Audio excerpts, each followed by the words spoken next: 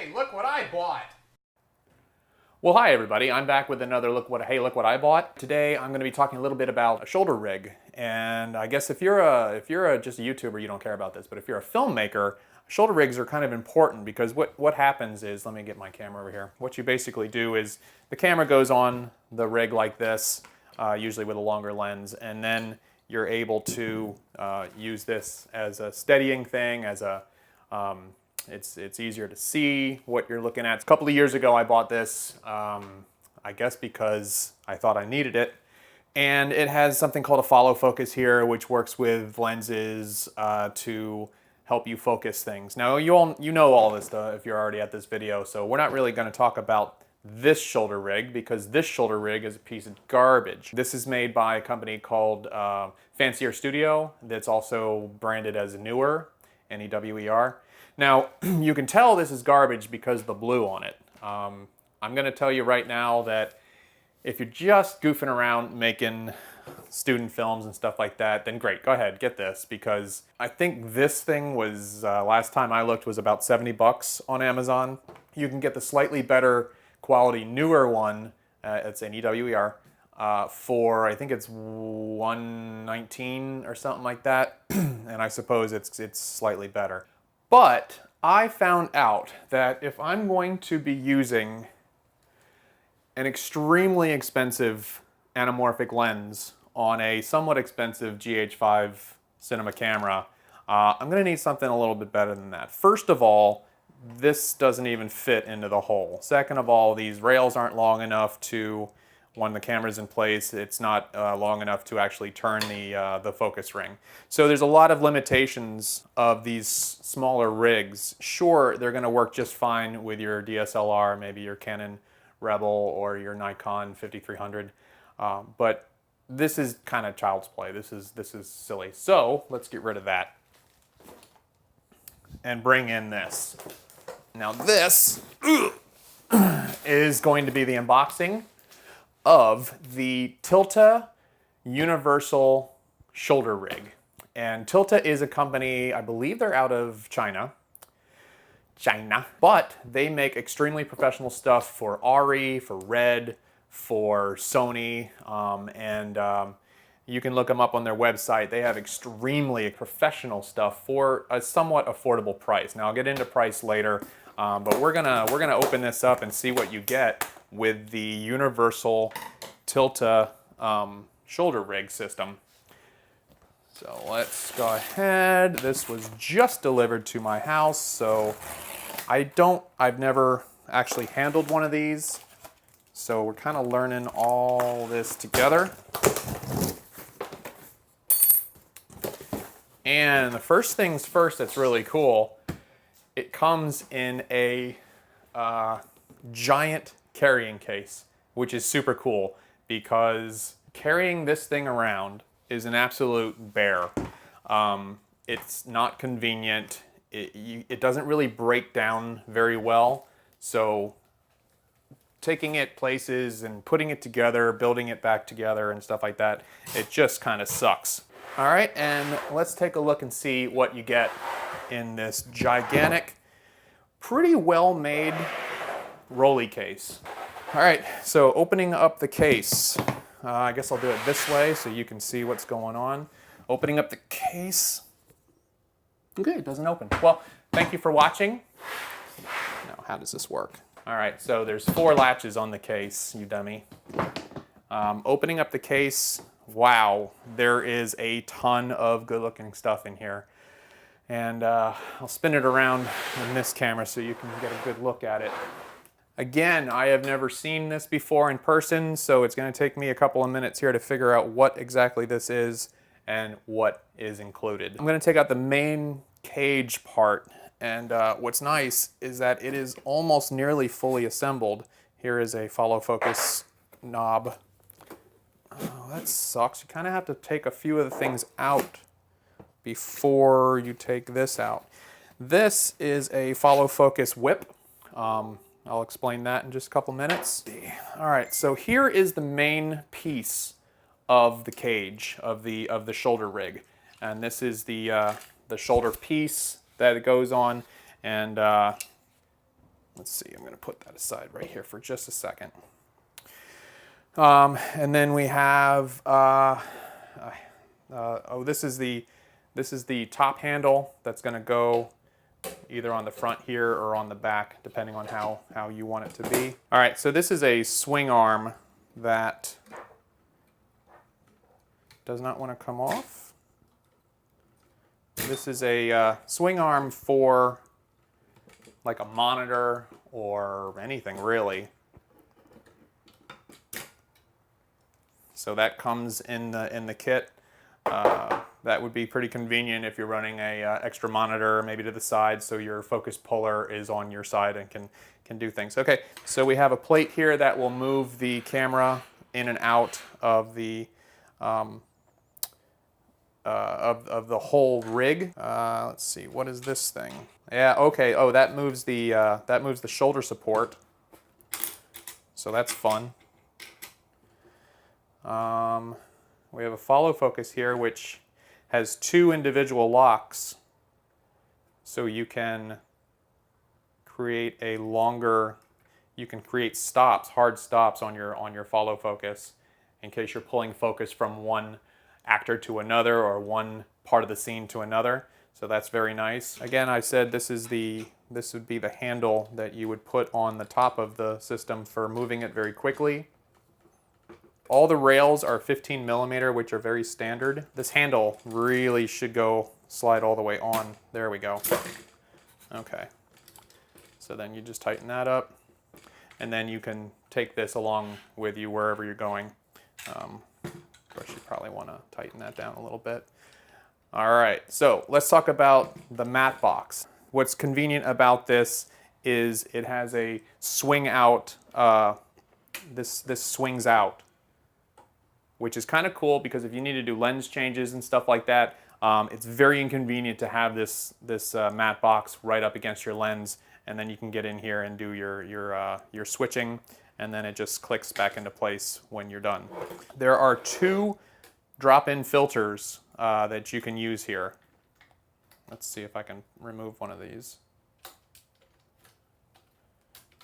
Okay, so they use standard 4x4 filter drop-ins here, and then that is for if you want to put a neutral density filter on there, if you're shooting in too bright a condition, if you want to do some very creative things with a circular polarizer, or maybe a graduated filter for a sunset type looking shot, night for day, stuff like that. Very versatile, very cool. One of them rotates, so if one of them is your circular polarizer filter, you can turn it to whatever degree you need to get the effect that you're looking for. What else comes in the box? Well, we have 2 handles which are going to go. Let's see, how does that work? Okay, so here is the handle mechanism, and you're just going to basically screw these onto. These get screwed onto here. And this one gets screwed onto here. Now what's very cool about this is that you have so much versatility in these handles. Obviously they're going to go on toward the front. I mean, I wonder if that, no, I don't know how that, oh, it goes right here. Interesting.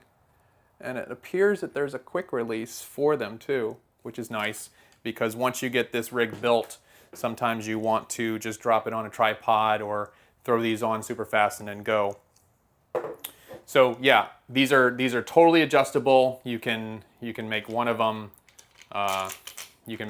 way out here if you want to. You can do a ton of things with this that you can't do on the old system that I've got over there. All right, so those are the handles, and then what else does it come with? It comes with 2 whips.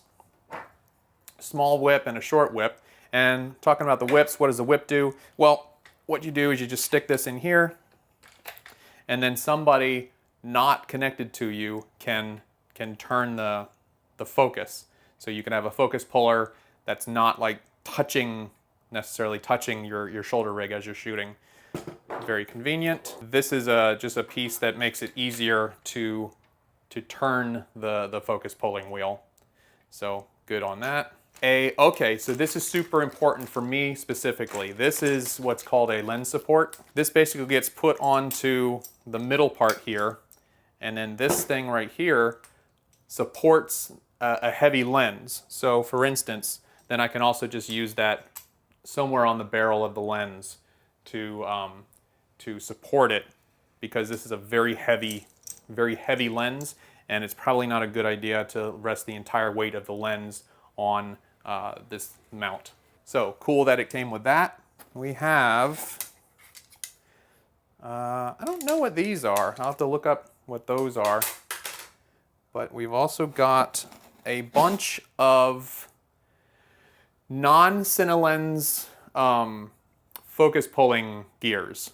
So basically what that means is if you have a lens, I don't even have one around here, I'm dumb. If you have a photo lens, now photo lenses don't have these very cool gears on them. So they have little grippy things, but they don't have gearing on there. And what that works with the focus pulling thing to lock in there, so you can, anyway, these go on those lenses just anywhere, and then they have the right gearing so that you can turn focus on non-Cine lenses. I think this is, okay, so this is the top piece. This is the top piece that goes onto the matte box, and then you have the side pieces. I think that is going to do it. So I'm going to build this really quick and show you what it kind of looks like with the camera on the rig, and show you how it kind of works. And I'll be right back with that.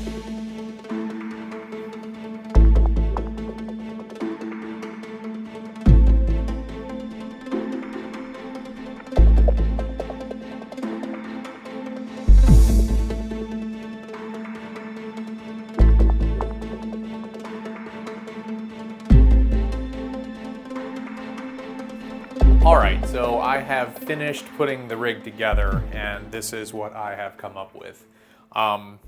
There was a lot of adjustment and just trial and error type stuff going on with this. Now you can see, here is the old one. This is the fancier studio $70 piece of crap, and I can easily just toss that around without too much of a problem. But the problem with this thing is everything is plastic, all these knobs are plastic, and I just don't have a whole lot of confidence putting anything of value onto it. Now this thing is massive. It is awesome too. So it probably weighs, with the camera and that big stinking lens on there, it probably weighs somewhere between 15 and 18 pounds. It's not too unwieldy. I imagine using it for an hour is going to get a little taxing, but I've got my Atomos field monitor hooked up down here, and I'm going to need a better solution for hooking it up, because you can see I've got this HDMI wire that's way too long, just going all over the place. As you can see, there's not a whole lot of, there's a whole lot going on in there. I've got this is the connector for the tension arm, and that's what's holding the Shogun. I've got the lens mount, or the lens support right next to it. Next to that is the follow focus, and then just after that are the arms, and then at the very end I've got the matte box connected. So it's 5 separate things on these 15 mil rails. The top here, I've got the handle pretty much all the way forward. I've got these about as forward as they're going to go, because sometimes if I'm going to use 6K, I'm not going to have a monitoring situation, so my head is going to come over here and have to look into the screen in there, and that's going to be difficult to do. I was banging my head on these things until I moved it all the way forward. I did swap out these long rails. I moved the long rails to the front here, and these are shorter rails. Oh, and I did find that on the bottom on the bottom of this, that little plate right here, that is a 3/8 and a 1/4 inch. I've got a 90-degree angle HDMI coming out of there, so I don't have a wire sticking out this way and going around. And there is my beautiful, beautiful anamorphic lens. You can see that it's oval in there, and it makes really pretty video. I had to move the camera back and forth a lot after I was putting a lot of this together. The arms are pretty far forward to hold a lot of that front weight. There are pieces in the back here where I'm gonna have to probably get some more. In fact, I bet you I can use these rods. I'm gonna need some sort of a counterweight just to try and take some of that weight off of my hands, because it's pulling down a lot from the front. So that kind of is a bummer, but you know what? This thing is just completely massive. It is tough. Also on the bottom here, I was able to use my big Manfrotto tripod plate. It has a 3/8 and a 1/4 inch, so I'm going to screw both of those in there, so I'll be able to have a quick release to drop this on a tripod. That way I can use all the benefits of this thing, of the rig itself on a tripod, which is kind of nice. I can just pick this up and go. Right now I have the little whip on there only because I found that with the whip it's a little easier to manage doing some focus pulling rather than holding it up here with my hand. I feel like I'm more steady. So like if I'm moving around and something happens, I'm much closer to grabbing this handle for safety. Initial impressions are this thing is solid. There is a little bit of flex to it, but that should be expected because there's a lot of weight on all different kinds of parts on this. But for right now, it feels pretty good. It does take a lot of time to set up. So going from packed up in the box to this, it's probably going to take me 30 minutes to build that. There is one problem with the GH5 using this whole setup, which is a little disappointing. The 6K anamorphic, you cannot use a field monitor with HDMI out from the camera. What happens is, as soon as you go to record the 6K onto the camera, it shuts off the HDMI output. So unfortunately, there's not really a workaround for that. It might be addressed in a firmware update. It would be cool if there's somehow enough bandwidth to send a 1080 stream to something just to use as a monitor, but there is no solution as of right now. One solution that you can use, and that's using the Wi-Fi or Bluetooth. There's an app where it'll send the video to your phone, and then you can use your phone or a tablet as a monitor. Now that's, I think 720p is the most that it will send, but that's something. At least you can see what you're shooting. Other than that, if I'm shooting 6K anamorphic, I may just have to use my face in the viewfinder like that, which is not a horrible thing. It's just uncomfortable. This is pretty well balanced where the handle is as it is right now. I'm okay with this purchase. It was really expensive, far more expensive than I need, but I wanted to do something right. You know, this is the last cage or shoulder rig I'm gonna buy. I promise. This one is going to take me all the way until I'm moving to LA and working on real shows. All right, so that's it. Thanks for watching this video. If you have any questions, again, please make them known in the comments and I'll get back to you as soon as I can. Other than that, thanks for watching the video, and I'll come back at you next time I buy something stupid. Bye.